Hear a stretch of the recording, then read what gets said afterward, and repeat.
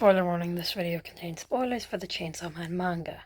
I was really conflicted when I read the last chapter of Chainsaw Man. Because on one hand, it was real that these 97 chapters were actually just a part of a bigger story, and part 2 is still, ongoing. But I just wanted to talk about Chainsaw Man Part 1. And I was actually happy that, the series would continue, because I love Chainsaw Man. That's great. But I feel like if this story, the story of Denji and Makima, got more time, Chainsaw Man Part 1 would have honestly been perfect. Wait, don't get me wrong, I actually really do like the ending we get, because it clearly ties in some themes and pretty much the entire narrative into this ending, and calling back to a ton of character moments that take on a whole new meaning when you read them now. Makima's build-up as the true villain is so good. In pretty much every arc, we'd see her do some crazy bullshit. Literally every single one. And it was pretty tough to pinpoint, what exactly Makima, wanted until, the final chapters, which I think they done really well. And she also seemed to defy a lot of the rules of, the universe. And with all that, Makima becomes one of the most badass overarching villains in Chainsaw Man. It wasn't until the Gun Devil arc that we get the true reveal that Makima is the Control Devil. There was a lot of questions how do her powers work, and if she's a devil, why does she look human? And can she actually make contracts with other devils or not? Or some kind of cover-up. But her relationships with other characters start to make sense. Makima's relationship with Hayakawa especially. Early on in the series, Hayakawa likes Makima, but he doesn't give it a real good reason. It's more like a fact or something. Because although he has Himeno, Himeno kind of gets tired and pissed off at him because he just won't take a fucking hint. And it's only right until I start to give it some idea when I read this chapter. And the fact that I feel so bad for Himeno, man, because she died without knowing that Makima was literally controlling Hayakawa's feelings the entire time. And the chapter that I'm talking about is the scene right before Makima reveals herself to be the Control Devil is so great. Because that little doubt I had in the back of my mind finally paid off now. And that's when Angel says, yeah, you like Makima, right? And without the slightest bit of hesitation, Hayakawa says, pretty much. But then, right as he meets Makima, he thinks about it for a second. Why? And he starts to question himself, wait, why do I like Makima? This moment creates the perfect tension right before Makima's reveal. But before he can even process that, the fucking President of the United States sacrifices 1 year of the lifespan of every single fucking American to try and kill Makima.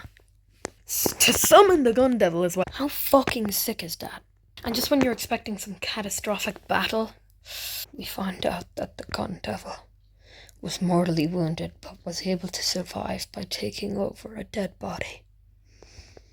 And that person was Aki Hayakawa, who has now become the Gun Fiend.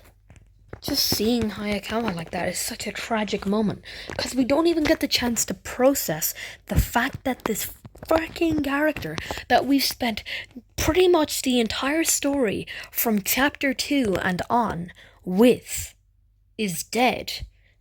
And even though we're witnessing his final thoughts to his delusional dreams, it just sucks. Because we just know he's dead.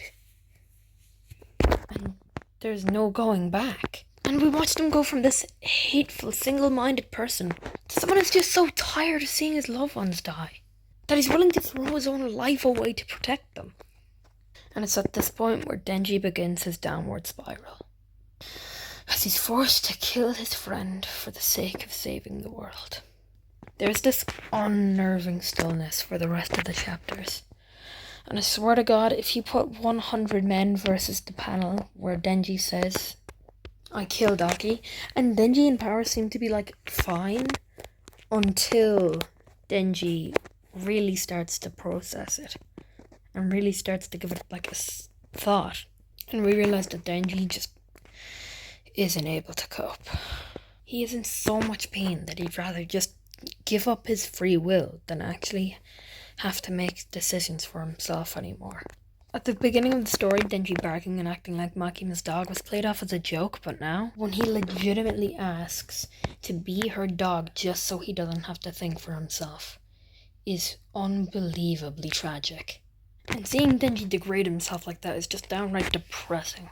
And just when I thought Denji was at his lowest point, Makima makes Denji open the door, and she kills Power right before his eyes. In utter shock and disbelief, Denji's asking if this is some sort of fucked up dream he can't wake up from. And Makima's response to this is just to laugh in his face. This was her plan all along, to make Denji so miserable, to scar him so deeply, that he will never be able to live a normal life, breaking the contract that he had with Pochita. Or rather, the contract he had with Pochita. Makima's orchestrating all of the moments in this story just to get to this point. She planned for Aki to become the gun fiend. She made Denji open the door so she could kill Power. And to put one more nail in the coffin, Makima reveals that Denji actually killed his father. Something I love about Chainsaw Man so much is how Fujimoto portrays his characters at their most emotionally vulnerable. Like how Aki breaks down when he figures out that Himeno died. When Denji breaks down when he's trying to desperately save Aki but knows he can't. And when Denji loses his own will to live. All of these moments are portrayed without any words, just some blank, hard-hitting panels. Like the realization your friend just died, or the realization that you'd rather give up on life than have to deal with the pain for yourself. No crying, no long-winded speech, no shonen tear puddles. It's just blank, dark panels. And even though these are just some blank panels, their impact stays with the characters.